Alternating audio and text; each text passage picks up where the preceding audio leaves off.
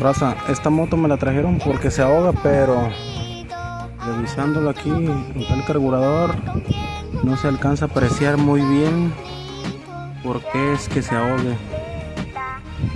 Se le llevaron a un mecánico que supuestamente le hizo una muy buena reparación y no se ve de dónde es del por qué se ahogue. ¿Qué dicen?